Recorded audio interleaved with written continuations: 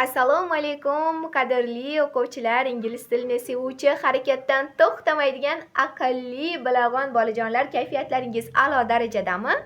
Bugun sizlar bilan birgalikda this, that, those mavzusini o'tamiz. Bular o'zi nima? Bularni biz qachon foydalanamiz? Bulardan biz qachon foydalanamiz? Qaysi vaqtlarda ishlatishimiz mumkin? Bugun barcha savollaringizga javob olasiz. Demak, bular o'zbek tiliga tarjima qilinganda ko'rsatish olmoshlari bo'ladi. This mana bu, that ana u, this mana bular, those ana ular deb tarjima qilinadi. This o'zimizga yaqin turgan narsani birlikda ko'rsatishimiz uchun this dan foydalanamiz. Masalan, menga yaqin ruchka turibdi. Mana bu ruchka deb ingliz tilida aytishim uchun this is a pen deb ingliz tilida talaffuz qilaman. Demak, birlikda o'zimizga yaqin turgan narsani ko'rsatishimiz uchun this dan foydalanamiz. Keyingi so'zimiz that. That o'zbek tiliga tarjima qilinganda ana u deb tarjima qilinadi. Birlik bo'lganligi uchun u bilan birgalikda is to be fe'lini ishlatamiz.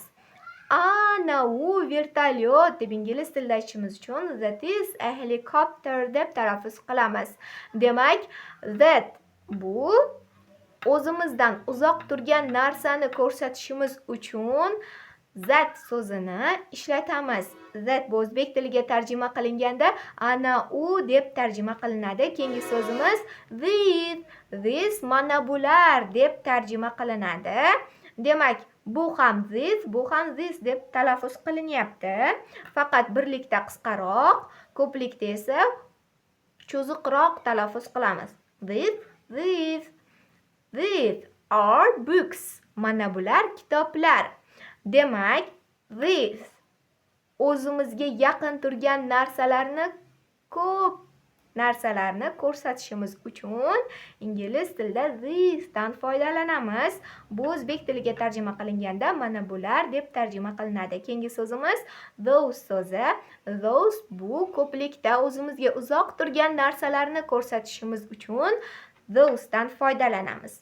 Those ana ular deb tarjima qilinadi. Ko'plik bo'lganligi uchun ham u bilan birgalikda are to be fe'lini ishlatamiz. Tasavvur qiling, osmonda ko'p qushlar uchib ketyapti.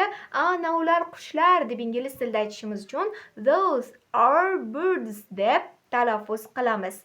Bugungi mavzuyimiz mana shulardan iborat edi. Keyingi darslarimizda ko'rishguncha, xayr!